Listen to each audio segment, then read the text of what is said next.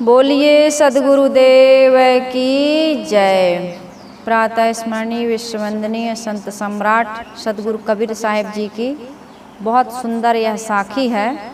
बीजक ग्रंथ रत्न में उन्होंने इस साखी को कहा है। साखी का शीर्षक है पूर्ण निष्पक्ष पक्षपात रहित। पूर्ण निष्पक्ष जिज्ञासु कम होते हैं। कबीर साहब ने इस संदर्भ में एक साखी कही है। देश विदेशे हों फिरा, गांव गांव की खोरी, ऐसा जियरा ना मिला ले बे फटक पछोरी। कबीर साहब देश और विदेश की यात्रा किए। गांव गांव की गलियों में घूम घूम कर उन्होंने लोगों से मिले, उनकी मानसिकता को देखा। लेकिन कबीर साहब कहते हैं कि ऐसा कोई नहीं मिला जो सार को ले ले और असार को छोड़ दे। सारग्राही कम है और असारग्राही ज़्यादा है। सार को ग्रहण करने वाले इस संसार में बिरले बिरले कहीं कोई मिलते हैं। अब इसलिए साहब ने कह दिया कि ऐसा जियरा ना मिला ले वे फटक पछोरी। सार को ग्रहण करने वाला कोई नहीं मिला, इसलिए कह दिया कि बहुत कम लोग हैं। संसार में आप घूम के देख लो, असार बातों को, असत्य बातों को, भ्रम मान्यता वाली बातों को, अश्लील बातों को, है ना, जिनकी बिल्कुल जीवन में ज़रूरत नहीं, जो हमें सुख नहीं दे रही, उन बातों को ज़्यादा आदमी बोलचाल की भाषा में, है ना, प्रयोग में इन्हीं बातों को ज़्यादा लाता है। भ्रम मान्यता वाली, भूत प्रेत वाली, देवी देवता वाली, स्वर्ग नरक वाली। उनने कही ये तो भैया प्रभु वचन है, ये तो अवतार, ये तो अमुक का अवतार है, अमुक का अवतार है। ये पूरा संसार दो भागों में बटा है, स्त्री और पुरुष, गृहस्थ और विरक्त, है ना। स्त्री और पुरुष, गृहस्थ और विरक्त, दो भागों में बटा है। तो जो ग्रस्त हैं वो क्या है, ग्रस्तों को भी जो बातें हमारे जीवन में सुख देती हैं वो बातें कम करेंगे। जो बातें दुख देती, जैसे रोजमर्रा के जीवन में सास और बहू है, देवरानी जेठानी है, पिता और पुत्र है, यही तो है। भाई भाई हैं, भाई बहन है, पड़ोसी है, इन्हीं के बीच समाज के लोग हैं, इन्हीं के बीच हमारी जीवन यात्रा पूरी होती है कि नहीं। और उनमें जो हम व्यवहार करते हैं, तो कुछ बातें ऐसी हो जाती हैं जिन बातों को लेकर के हमारा संबंध खराब होता है। तो संबंध खराब वाली बातों को हम ज़्यादा याद रखते हैं, और जबकि जिन बातों से संबंध खराब हो रहा है उन बातों को हमें याद नहीं रखना चाहिए, उन बातों को फिर से रिपीट नहीं करना चाहिए। अब आज ही की घटना है, आज की घटना। एक दिन एक माता जी बता रही थी, आज की घटना मैं बता रही हूँ। एक दिन एक माता जी निकली उनके घर के सामने से, जो माता की आज मैं घटना बता रही हूँ। तो वो माता उनसे बोली नहीं, राम राम नहीं की। और अभिवादन में करते हैं ना, राम राम कहते हैं, सीताराम कहते हैं, जय राम जी की कहते हैं, साहेब बंदगी कहते हैं, सबका अलग अलग अभिवादन होते हैं। एक बोलने का, एक लोग थोड़ा अभिवादन करके बोल लेते हैं, है ना। और मालक जी सब ठीक है, कैसी हो, जिसका जो रिश्ता लगता है। अब मिलते हैं तो कुछ बोलना चाहिए, बोलते हैं, अच्छा लगता है। तो शुरुआत कहाँ से करें, राम से, कोई सीता से, ऐसे अभिवादन से करता है, राधे राधे, जिसको जो अच्छा, ओम शांति, है ना, शब्द हैं, एक संबोधन करते हैं लोग जिसको मानते हैं, जहाँ जिसकी आस्था है। कोई बड़ा छोटा नहीं होता है। ओम शांति कहो तो वही बात है, राधे राधे कहो, जय श्री कृष्णा कहो, जो कुछ भी जिसकी जहाँ आस्था है, बात वही है कि एक दूसरे को आदर देना। तो वो माता कुछ नहीं बोली, और जाति की जो मानते हैं गांव देहातों में, छोटी है वो। फिर वो माता उनके घर आई, कुछ दिन के बाद वो माता घर आई उनके। तो जो माता घर आई थी, तो जिन माता जी से वो राम राम नहीं की थी, वो बड़े आदमी हैं। तो वो माता जी क्या कह रही हैं मुझसे कि उस दिन मेरा मन तो हो रहा था कि कहूँ, लेकिन मैं अब आश्रम में बैठी थी इसलिए नहीं कही। आपके कारण, मुझे कहने लगी, आपके कारण मैं नहीं कही कि उस दिन तो तुम राम राम भी नहीं की थी, बोली भी नहीं थी, और आज कैसे आ गई। तो मैंने उनको समझाया कि देखो माता जी, आपके यहाँ जैसे कोई व्यक्ति आ गया, हमारे देश में क्या कहते हैं, अतिथि देवो भव कहते हैं ना। 4 देवता बताए हैं, मातृ देवो भव, पितृ देवो भव, आचार्य देवो भव और अतिथि देवो भव कहते हैं। तो माता हमारी देवता हैं, पिता हमारे देवता हैं और गुरु हमारे आचार्य, जहाँ से हम सीखते हैं। सदगुरु तो हैं ही, वो तो भगवान से बढ़ के हैं। हमारे जीवन में सदगुरु भगवान से बढ़ के हैं। कबीर साहब ने कहा है, गुरु गोविंद दोऊ खड़े, काके लागों पाए, बलिहारी गुरु आपकी, गोविंद दियो बताए। मिलाते हैं, गोविंद से गुरु ही मिलाते हैं। अपने स्वरूप का बोध कराने वाले और संसार की मोह माया आसक्ति दुख रूप बंधन रूप इस संसार से छुड़ाने वाले केवल सदगुरु हैं इस संसार में। तो लेकिन अतिथि के बारे में जो बताया गया है कि अतिथि भी देवता है, इसलिए मैंने उनको समझाया कि देखो हमारे देश में अतिथि को भी भगवान कहते हैं, देवता कहते हैं, है ना। अब वो आपके घर में आ गई है, आ गया है कोई व्यक्ति, दुश्मन भी यदि आपकी दहलीज के या आपके जो भी आपका एरिया है, सर्कल है घर का, जहाँ से आपकी सीमा लगती है, उसके अंदर कदम रख दिया तो उस व्यक्ति के, मैं तो यहाँ तक करती हूँ कि यदि वो हमारे किसी खास व्यक्ति का अपमान किया हो, निंदा किया हो, हत्या भी किया हो, फिर भी से उस व्यक्ति की, अब हत्या तो बहुत बड़ी बात हो जाती है, वैसे तो ऐसा व्यक्ति आएगा नहीं या उसको माफ़ भी नहीं करना चाहिए, लेकिन इतना बड़ा अपराध तो नहीं किया है, आपसे सिर्फ राम राम नहीं की हो और वो आई है तो वो छोटी है। वो क्या है, आपसे, आपके घर में कोई आ गया तो वो आपसे छोटा हो गया ना, और आप उससे बड़े हैं तब तो वो आई है, तो उस समय उसको वो बात मत कहो। अब आप कह दोगी तो उसका अपमान, उस समय उसका दिमाग कुछ ऐसा रहा होगा। मैंने उनको समझाया कि देखिए सबका दिमाग सब समय एक सा नहीं रहता है, कि रहता है। जब हमारा मन हर समय एक सा नहीं रहता है, सामने वाले का मन कैसे एक सा रहेगा।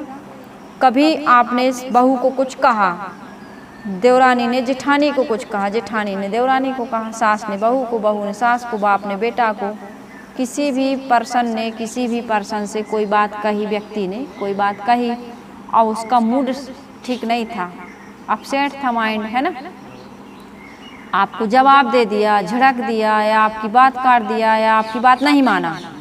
अब उस दिन की गांठ लेकर के आप बैठे हैं, 10 बार आपसे वो अच्छा व्यवहार कर रहा है ना, लेकिन उस बात को आप भूल जाते हैं। और एक बार मान लीजिए भूल गया, भूल चूक हो गई या वो आपका अपमान कर दिया, तो आप उस बात को लेकर के आप जिंदगी को बर्बाद करते हैं, अपने व्यवहार को खराब करते हैं। तो ये है लेवे फटक पछोर। व्यवहार में हमें ये बात हमेशा ध्यान रखनी चाहिए कि ऐसे समय में सामने वाले को कभी वो व्यवहार याद नहीं दिलाना चाहिए कि उस दिन तो तुमने ऐसे कहा था, उस दिन मैंने तुमसे ये मांगा था, तुमने नहीं दिया था, उस दिन मैंने तुम्हारे साथ ऐसे बात की थी, ऐसे जवाब दे दिया था, मेरा ऐसा अपमान कर दिया था, मेरी उस बात को भूल जाओ, उस बात को भूल जाओ, याद मत करो। और अक्सर होता क्या है, उसी बात को याद करते हैं। किस बात को? वो माताजी वाला दृष्टांत मैंने बताया था ना, माताजी भोजन में क्या क्या बना लेती हो, सब कुछ कई आइटम गिना दिए। सिलाई करना आता है, हाँ आता है, कढ़ाई करना आता है, बुनाई करना आता है, सारे काम आते हैं। कहा माताजी एक अंतिम प्रश्न है। माताजी ने कहा क्या? बोले दुख में से सुख बनाना आता है। अब दुख में से सुख कैसे बनाए? दुख में से सुख बनाना यही कि पति ने कुछ कह दिया, गाली दे दी, अपमान कर दिया, निंदा कर दी, कुछ कड़वे वचन बोल दिए, तो भूल जाओ उसको।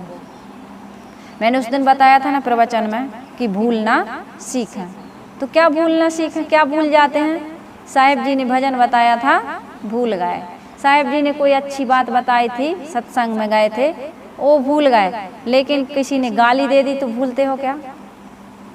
किसी ने आपको कटु वचन कह दिया, किसी ने अपमान कर दिया, बोलने को नहीं कहा, आप गए किसी के घर और बोलने को नहीं किया, आप किसी के घर गए, आपको देखा तक नहीं, हंसा मुस्कुराया नहीं, हाँ उनके घर में कभी नहीं जाएंगे, अपमान, उस बात को याद कर लेते हैं। तो मैं कहती हूँ भूलना सीखें और दूसरी चीज़ सहना सीखें। ये दो चीज़ें आ गई जीवन में, तो आपके जीवन में कभी कोई दुख का अनुभव आपको नहीं होगा। तो इन चीज़ों को हम याद नहीं करते हैं। तो मैं ये कह रही थी कि क्या बता रही थी आप लोगों को, भूलना सीखें और सहना सीखें। किसी ने कुछ कह दिया तो उस बात को भूल जाइए भाई। उसका उस समय देखिए, सब समय जब आपका दिमाग एक सा नहीं रहता है, मन एक सा नहीं रहता, तो सामने वाले का कि कभी खराब होता होगा कि नहीं। सामने वाले से तुम यही उम्मीद करते हैं कभी वो हमें प्रतिकूल व्यवहार हमारे साथ ना करे, लेकिन ऐसा नहीं होता है। तो माता जी से कहा कि माता जी दुख में से सुख बनाना आता है? तो माता जी ने कहा ये तो नहीं आता है। कैसे बनाते हैं दुख में सुख? तो यही है, कोई अपमान कर दे, निंदा कर दे, या आपको कुछ डांट दे, फटकार दे, आपका अपमान, कुछ भी ऐसे व्यवहार हो जाए जो आपको अनसुहाता लगता है, तो उसको हमें भूल जाना चाहिए, उस चीज़ को याद नहीं करना चाहिए। दो मित्र थे, बहुत अच्छे साथी थे, एक साथ रहे बचपन से, कहीं यात्रा में जा रहे थे, पता नहीं क्या हुआ, दोनों में कुछ बातचीत। अब मित्र तो हैं, जब ज़्यादा संपर्क बढ़ता है तो कोई मर्यादा नहीं रहती है, एकदम कुछ भी बात, कुछ भी व्यवहार। तो क्या उनका यहाँ से व्यवहार हुआ कि एक मित्र ने दूसरे मित्र को जोर से थप्पड़ लगा दिया गाल में।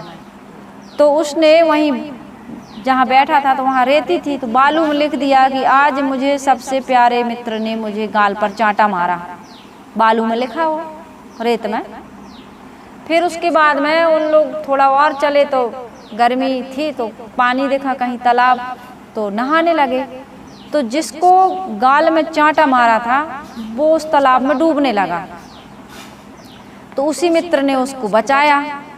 तो उसने उस घटना को कि आज मुझे मेरे सबसे प्यारे मित्र ने तालाब में डूबने से बचाया, उस चीज़ को किस पे लिखा? पत्थर पर लिखा। पत्थर का लिखा थोड़ी देर में ही मिटने वाला नहीं होता है, लेकिन बालू का लिखा थोड़ी देर में मिट जाता है। तो इस कहानी से हमें यह शिक्षा मिलती है कि कड़वे, दुखद, प्रतिकूल प्रसंगों को अपने मन में उतना ही समय स्थान देना चाहिए जितना कोई बालू पर लिखता है और मिट जाता है। अब कोई व्यवहार करेगा भाई, अपमान करेगा तो अनसुहाता तो लगेगा, लेकिन उसको याद नहीं रखना है, खाद पानी नहीं देना है। याद कर करके जिंदा रखते हैं लोग। जैसे आपके शरीर में कोई घाव हो जाता है तो आप क्या चाहते हैं कि जल्दी से जल्दी घाव भर जाए, है ना, घाव भर जाए, और एक जो घाव हमको दुख देता है, पीड़ा देता है, उससे मुक्ति मिल जाए। तो आप मलहम लगाते हैं। तो अच्छे विचारों का मलहम, मन में जो घाव हो गया है, प्रतिकूल व्यवहार, किसी ने अपमान किया, दुख तो होता है ना। किसी को अपनी निंदा अच्छी नहीं लगती, कड़वे वचन अच्छे नहीं लगते, कि लगते हैं? किसी को नहीं लगते। लेकिन अब उसको कब तक जिंदा रखोगे आप? जैसे घाव भरने के लिए मलहम लगाते हैं, ऐसे इन विचारों को, कड़वे प्रसंगों को भूलने के लिए अच्छे विचारों का मलहम लगाइए। तो माता जी से कहा कि दुख में सुख बनाना आता है? तो कहा ये तो नहीं आता। तो फिर संत जी ने कहा कि एक और प्रश्न है, अब अंतिम प्रश्न। बोले पूछिए महाराज। बोले सुख में दुख बनाना आता है कि नहीं आता है? ये तो मैं रोज करती हूँ। दुख में सुख बनाना नहीं आता, लेकिन सुख में दुख बनाना रोज आता है। बताइए किसके जीवन में राम के तरह दुख है कि राजा बनते बनते वनवास हो गया, और फिर वहाँ वन के जितने भी दुख थे, घर में तुम्हें दुख मिल रहा, वन में वहाँ सुख मिला होगा राम को, राजकुमारी सीता जी को, लक्ष्मण जी को वन में सुख मिला होगा। नंगे पैर, तापस भेष, विशेष उदासी, 14 बरस राम वनवासी। घर में रहते हो तो मास्किटो लगाते हो, मच्छरदानी लगाते हो, हैं, बढ़िया स्नान करते हो, थाली में तुम्हें भोजन आता है, पैर में कभी कभी दर्द है या कमर में दर्द है तो बहू है, बेटा है, नाती पोता है, कोई तुम्हें दवा देते हैं, बीमार हो गए तो दवाई जड़ी बूटी ले आते हैं, सारी सुख सुविधाएं हैं, तुम दुखी हो। सीता के जैसे सीता जी कहाँ उधर रावण के कैद में रही, है ना, अपहरण करके ले गया था, राक्षसनियाँ उनको सताती थी, अकेली बेचारी अशोक वाटिका में बैठी रहती थी, और जब आई अग्नि परीक्षा देके तो फिर से उनको एक धोबी के ताने के कारण से फिर से उनको अयोध्या से निष्कासित कर दिया। गर्भवती अवस्था में 2-2 बच्चों को वहाँ ऋषि मुनियों के यहाँ जन्म देती हैं, चक्की चलाती हैं, लकड़ी लाती हैं। कितना दिखाए नहीं रामायण में, देखें। जब आप घर से बेघर हो जाएंगे, 4 दिन मेहमानी में जाइए, मेहमानी में भी आपको सुख नहीं मिलता है। मिलता है, कहते हैं घर जाएंगे भैया, हम तो घर जाएंगे, घर जाएंगे। घर की याद आती है कि नहीं आती? अभी आप लोग शादी में गए थे, घर की याद आई, भागे वहाँ से जल्दी। तो व्यवहार निभाने के लिए जाना पड़ता है। तो ऐसे होता है, सारा सुख मिल रहा है, सारी सुविधाएं मिल रही, उसके बारे में नहीं सोचेंगे। किसके बारे में सोचेंगे? जो थोड़ा सा अच्छा, इच्छाएं तो किसी की पूरी होती नहीं, आवश्यकताएं पूरी हो जाएंगी, लेकिन इच्छा पूरी कैसे करोगे? तो आपके मन में जो इच्छाएं हैं ना, इच्छा ही दुख दे रही है, इच्छा ही दुख दे रही है। दुख थोड़ी है, अच्छा खा रही हो, अच्छा पहन रही हो, अच्छे घर मकान में रह रही हो, अच्छे परिवार में रह रही हो, है ना, कोई मुसीबत नहीं है, तुम्हारी सब रक्षा करने वाले हैं, सुरक्षा करने वाले हैं। अब सास की शिकायत क्या करती हैं बहुएं कि हम लोग जब अलग हुए थे तो हमारी सास ने हमें फूटी थाली भी नहीं दी थी, एक कटोरी भी नहीं दी थी, कुछ भी नहीं दिया था, बस ऐसे हमको अलग कर दिया था। एक कटोरी नहीं दी हमारी सास, हमको ऐसे ही अलग। हमने सब कमाया है, सब कुछ तुमने कमाया। पति कमा के ले आई थी क्या? पति किसने दिया? तुम्हारा सुहाग किसने दिया? सास ने। और कहती हो कि हमें सास ने कुछ नहीं दिया, अपने जिगर का टुकड़ा दे दिया, नहीं दे दिया। 25 साल जिसको पाल पोस के पढ़ा लिखा के नौजवान एकदम कमाने खाने वाला बेटा तुम्हें दे दिया, सौंप दिया। तुम सुहागन बन गई, तुम माँ बन गई, तुम पत्नी बन गई, इस घर की बहू बन गई, मालकिन बन गई, हैं? तुम्हारी इज्जत, तुम्हारी इच्छा, हर चीज़ का वो ध्यान रखता है। इतना अच्छा पति मिल गया तो आवश्यकता तुम्हारी जो थी वो तो हो गई पूरी। अब इच्छा पूरी नहीं होती, तुम कमाओ, खाओ, खुद खाओ, दूसरों को खिलाओ, तो ये भावना नहीं आता है। क्या कहते हैं? सामने वाले ने तो ये नहीं दिया, सामने वाले ने तो वो नहीं दिया, जितना दिया है उसकी कोई चर्चा नहीं। तो यही है सुख में दुख बनाना, जो मिला है। भगवान की शिकायत करते हैं लोग, भगवान ने हमें कुछ नहीं दिया। इतना अच्छा शरीर दिया, 2 आँखें दी, 32 दांत दिए, 2 हाथ दिए। यदि तुम्हें टकलाई बना देते, गंजा बना देते, फिर लोग तुम्हें देख के गाना गाते, मुखड़ा चांद का टुकड़ा, चांद निकल आती है। कितने लोगों को बाल नहीं होते हैं, कितने लोगों को काने होते हैं, एक आँख के काने, कितने लोग सूरदास हो जाते हैं, हो जाते हैं कि नहीं, कितने लोग विकलांग होते हैं। तो जो अच्छा शरीर मिला है, माता पिता मिले हैं, परिवार मिला है, अच्छी बुद्धि मिली है, उसके बारे में हम धन्यवाद नहीं देते हैं। रोज सुबह उठकर तुम्हें कर्म करने का एक फिर मौका मिलता है। आज तुम दान कर सकते हो, पुण्य कर सकते हो, परमार्थ कर सकते हो, दूसरों की सेवा कर सकते हो, दूसरों को हंसा सकते हो, दूसरों का कोई सहयोग कर सकते हो। तो उसके बारे में हम नहीं सोचते। नहीं, जो बीत चुका है और जो हमारी जो इच्छाएं हैं कि हमें सम्मान नहीं मिला, जो नहीं मिला है वो दूसरों को दो ना। आप जो तुम्हें नहीं मिल रहा है तुम दूसरों को दो, फिर देखो कैसे नहीं मिलता है। तो ऐसी बुद्धि रखने वाला, ऐसे अच्छे विचार रखने वाला आदमी नहीं मिलता है। कबीर साहब कहते हैं, ऐसा जियरा ना मिला लेबे फटक पछोर। बहुत सारे विचार आते हैं, हम सबके मन में बहुत सारे विचार आते हैं, क्योंकि हमने सोचने का ही काम किया है। एकांत में शांत भाव से बैठकर दृष्टाभ्यास तो किया नहीं कि मन के विचारों को देखें। और जो अनावश्यक विचार हैं, मोबाइल है, मोबाइल में मेमोरी कार्ड है ना, कितने जीबी की है, उसकी अपनी अपनी क्षमता है मोबाइल की।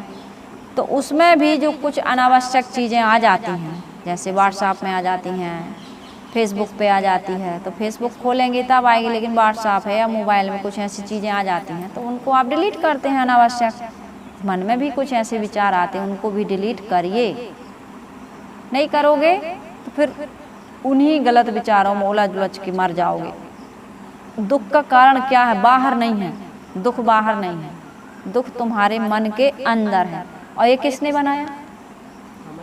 अपना मन कौन बनाता है? मकान कोई दूसरा बना सकता है, भोजन कोई दूसरा बना सकता है, और भी उपयोग की वस्तुएं कोई दूसरा बना के दे सकता है, और दिया ही है। जिन वस्तुओं का हम उपयोग करते हैं वो वस्तुएं दूसरे ने बना कर दी, हम इस्तेमाल कर रहे हैं, लेकिन हमारा मन कौन बनाया? हमारे मन को बनाने वाले हम ही हैं। तो चाहे बाहर का कैसे भी वातावरण हो, लेकिन हमको अपने मन को अपने अनुसार जो मन हमें सुख दे, मन मतलब विचार, अच्छे विचार अपने मन में रखिए। कबीर साहब ने कहा फूल रहन की टोकरी, घोरे खाया घीव। हमारे मन क्या है? अच्छे विचारों को रखने की एक टोकरी है, पात्र है, और उसमें हमने विचार कैसे रख लिए? गंदे गंदे, लड़ाई झगड़ा वाले, वाद विवाद वाले, निंदा चुगली वाले, कमी देखने वाले, शिकायत वाले, तो हमारा मन कभी सुखी। अब इतने काम समझ में नहीं आता कि मन में अच्छे विचार रखें, कड़वे प्रसंगों को भूल जाएं, और कोई ने अनसुहाता व्यवहार किया तो समझदारी पूर्वक उसको जाने दो, छोड़ दो। जाकी जैसी बुद्धि है तैसी कहे बनाए, दोष नवा को दीजिए लेन कहाँ को जाए। हम लोग पहली बार गए थे गुरुदेव जी से मिलने, ये 89-90 सन की बात है। गुरुदेव जी प्रवचन में कह रहे थे कि जाकी जैसी बुद्धि है तैसी कहे बनाए। अब मुझे साखी उनकी बहुत अच्छी लगी, सही बात है। कोई कहता है कि ऐसा है, कोई कहता है वैसा है। आपको कहने वाले हजारों लाखों करोड़ों में लेंगे। जितने जो बड़े बड़े लोग हैं, नेता हों, अभिनेता हों, चाहे राजनेता हों, चाहे संत महात्मा हों, उनको सबको कहने वाले मिले। हजारों हजारों लोग रोज गालियां दे रहे हैं उनको। आजकल तो मोबाइल के माध्यम से लोग लिख लिख के भेज रहा है। पहले चिट्ठियां लिखते थे लोग, आज मैसेज लिखते हैं, लेकिन वो प्रभावित नहीं होते, काम की चीज़ निकाल लेते हैं। महात्मा गांधी के जीवन में किसी ने पत्र दिया पिन लगा के, उन्होंने देखा, पढ़ा, उसके बाद पत्र को डाल दिया कचड़े की टोकरी में, और जो पिन लगी थी उसको निकाल के रख लिया। लोगों ने पूछा कि इतनी आपके अपमानजनक शब्द लिखे हैं उसमें, आपने वो पत्र पढ़ा? उन्होंने कहा हाँ, मेरे सार की वस्तु जो थी मैंने वो पिन निकाल के रख ली और उसको कचड़े की टोकरी में डाल दिया। कचड़े को कचड़े की टोकरी में डालो। अब कचड़े को तुमने कहाँ रख लिया? मन की टोकरी में। कोई ने गाली दी, मन की टोकरी में रख लिया, और बड़ा याद कर रहा है उसको, और मौके की तलाश में कि हम भी ऐसा ही कचड़ा उनके ऊपर डालेंगे। किसी ने कहा भौं, तो आप क्या करते हैं? हम क्या करते हैं? भौं भौं। एक कुत्ता भौंका, एक गधे ने लात मारी, और तुमने भी 2 लात मार दी कि एक ही लात मार दी। भाई बहन थे, भाई आया बाहर से, सच्ची घटना, भाई आया बाहर से, उसने बहन को ऐसे सिर में लगा दिए, धीरे से चपत ठुनक दिया। बहन ने कहा कुत्ता। साहब जी आए थे, वो बताते थे भाई ने मारा मुक्का, बहन ने कहा कुत्ता। ऐसा कुत्ता मुक्का करते करते 25 मुक्का खाई, कहते हैं बहन। अंत में चुप हो गई, और एक ही मारा था, कुछ ना बोलती, कुत्ता ना कहती, तो वो 25 मुक्का उसको ना खाने पड़ते। तो यही होता है, आप हमें कहिए, हम आपको कहेंगे। आवत गारी एक है, पलटत होए अनेक, कहें कभी ना पलट ये रही एक की एक। तो ऐसी समझ वाला, ऐसी बुद्धि वाला आदमी कम मिलता है। कबीर साहब कहते हैं ये झगड़ा जो बढ़ा हुआ है, संतों घर में झगड़ा भारी, ये इंद्रियां झगड़ा कर रही हैं, ये मन झगड़ा कर रहा है, संसार के लोग झगड़ा कर रहे हैं। ये सारी जो प्रकृति है, जिन चीज़ों से हमारा संबंध है, जिनसे हमारा ये जीवन चल रहा है, उन्हीं से झगड़ के उलझ के हम मर रहे हैं। सुलझ कर चलने वाले लोग कम मिलते हैं। कबीर साहब ने कहा ऐसा जियरा ना मिला, लेबे फटक पछोर। स्त्रियां होती हैं, धान कूटती हैं या कोई भी अनाज को जब सूपा में रख के फटकती हैं, पछोड़ती हैं, तो सार को ले लेती हैं, सार को उड़ा देती हैं, यहाँ तक कि कंकड़ भी अलग कर देती हैं, निकाल लेती हैं ना आप। कंकड़ अलग, छोटे दाने अलग, बड़े दाने अलग, और भूसी चावल दोनों को अलग अलग कर देते हैं। तो ऐसे अपने जीवन में भी ऐसे इस तरीके को अपनाइए, विवेक विचार से, विवेक विचार के सूपा से असार बातों को छोड़ते जाओ, सार बातों को लेते जाओ। आप कहते हैं भजन नहीं कर पाते, कहाँ भजन करोगे, इन्हीं बातों का भजन कर रही हो आप। रोटी बनाते जाओ, भजन करते जाओ, पारस करते जाओ, भजन करते जाओ, झाड़ू लगाते जाओ, भजन करते। भजन कहाँ, भजन इन्हीं बातों का नहीं निकल पा रहा दिमाग से, इन्हीं बातों का भजन हो रहा है। अच्छा, काम करते करते गलत विचार आता है कि नहीं आता, अब वो गलत की जगह अच्छे विचार लाइए, हो गया भजन। आदत बुरी सुधार लो, हो गया भजन। मन की तरंग मार लो, हो गया भजन। बदले की भावना छोड़ दो, गंदे विचारों को त्याग दो, यही भजन है। और क्या है, भजन का सार यही है, इसलिए भजन करते हैं। अध्यात्म के क्षेत्र में क्या होता है, ये तो घर गृहस्थी में हो गया।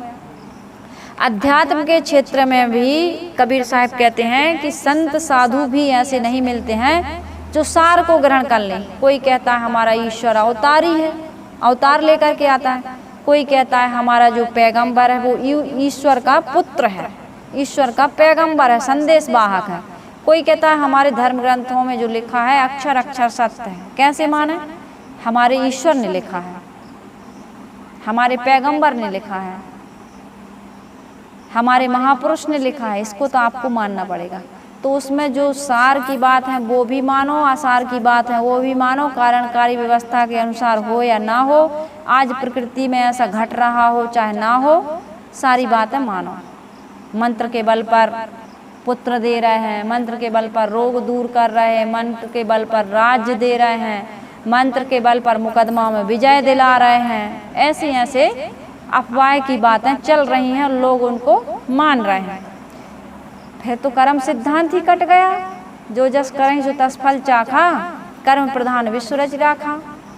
आपन कर्म न मेटो जाई, कर्म का लिखा मिटे धो कैसे जो योग कोट सिराई। ये सारी बातें कर्म सिद्धांत की बातें ही कट जाती हैं। फिर कर्म करने की कोई ज़रूरत नहीं, कुछ भी करिए, मंत्र नाम जपिए, 2 माला आप फेर लीजिए और सारे पाप काट लीजिए। या गंगा में एक बार नहाइए साल में और साल भर के पाप काट लीजिए। एकादशी का व्रत रख लीजिए, महीने में 2 बार आती है एकादशी।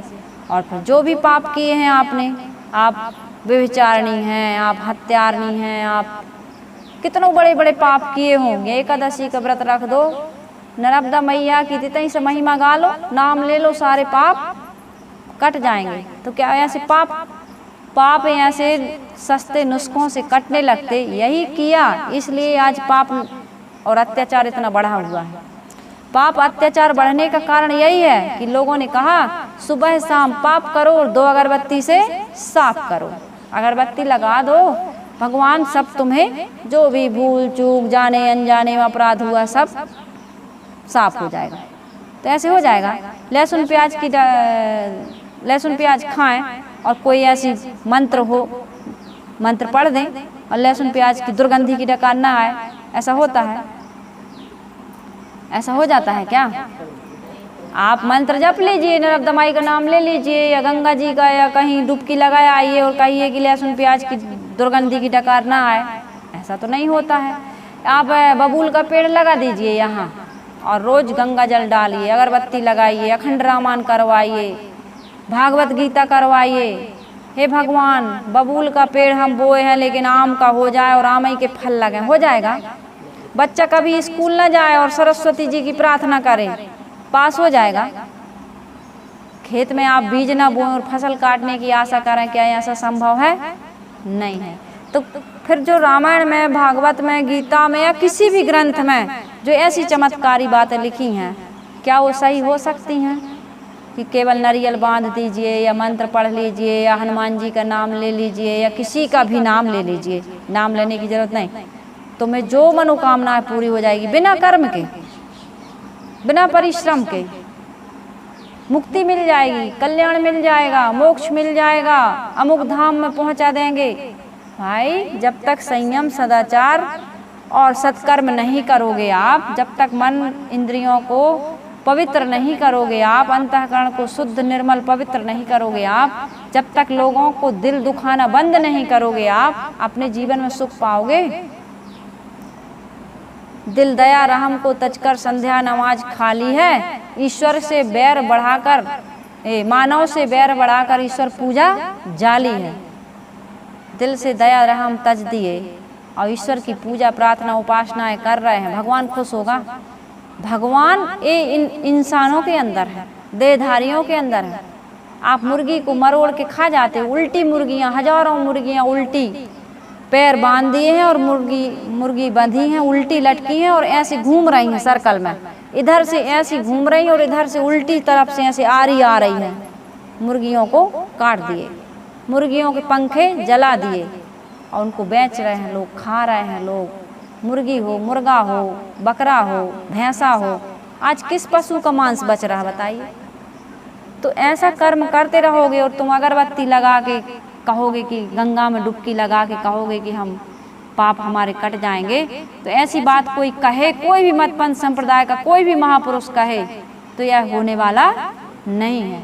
तो सदगुरु कबीर साहब ने कहा कि मैं तो देश विदेश में फिरता हूँ, घूमता हूँ और गांव-गांव की गलियों में जा कर के देखता हूँ, अधिकतम इन्हीं विचारों के लोग ज़्यादा मिलते हैं जो नकारात्मक विचारों को स्थान देते हैं गृहस्थी में, और इन सब चीज़ों को महात्मा बता के लोगों को गुमराह करते हैं। खाओ, गुरु बना लो, गुरु बना लो, मंत्र ले लो और गंगा जी एक बार नहाया ना, या अमुक कथा करवा लेना, या 2 अगरबत्ती लगा लेना, ये मंत्र ले लो हमसे, तुम्हारा बिल्कुल कल्याण होगा, मोक्ष होगा।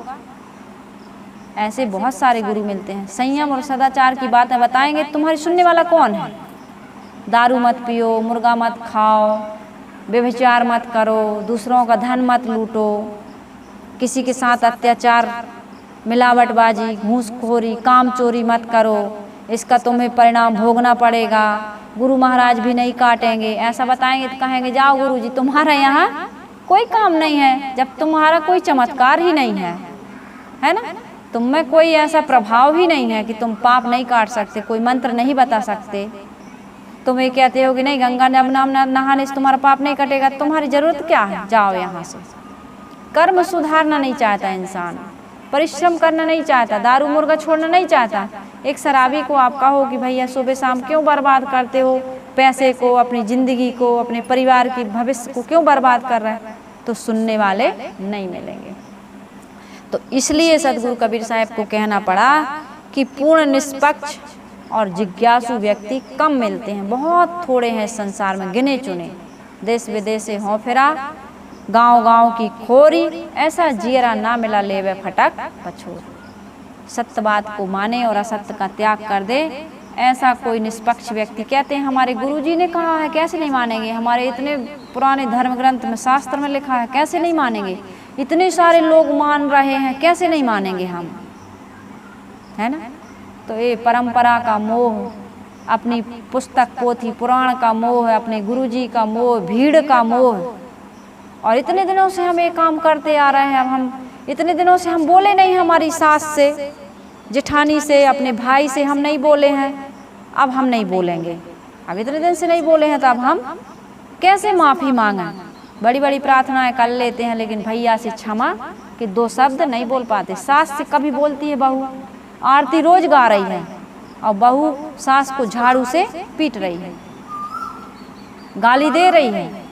सास को कभी नहीं कहेंगी कि माँ जी गलती से हमसे गुस्सा में निकल गया ये शब्द, क्षमा कर दो, आज तक कहा है?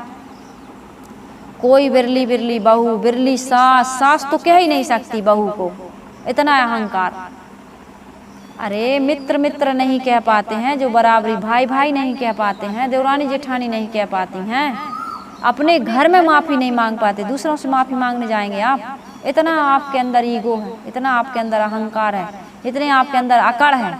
और अकड़ तो बड़े बड़ों की नहीं रही, हमारी और तुम्हारी अकड़ क्या रहेगी? रावण जैसा बलशाली, 4 वेद 6 शास्त्र 18 पुराण का ज्ञाता, सोने की लंका, और इतना वो बलशाली था, इतना प्रतापी, लेकिन अपने भाई को भगा दिया लात मार के। और विनाश का कारण कौन बना? वही विभीषण। विभीषण उनके विनाश का कारण। सीता पर स्त्री का हरण किया और भाई को दुश्मन बना लिया, पूरी सोने की लंका जल गई। 1 लाख पूत 1.25 लाख नाती, जा रावण घर दिया न बाती। लोग कहते ना अहंकार से सब गया धन वैभव और वंश, ना मानो तो देख लो रावण दुर्योधन कंस। सब अहंकार से चले गए, कोई किसी की माना नहीं। इसलिए हमें इन बातों से अपने जीवन में कुछ शिक्षा लेनी चाहिए, अपने जीवन को सुंदर निर्मल पवित्र बनाना चाहिए। सुन लेना चाहिए, गम खा लो, अमरीश गम खाइया दुर्वासा मिल जाए, कहते हैं। का रहीम हरि को घटो जो भृगुमारी लात, अमरीश गम खाइया दुर्वासा मिल जात, कुछ ऐसे है।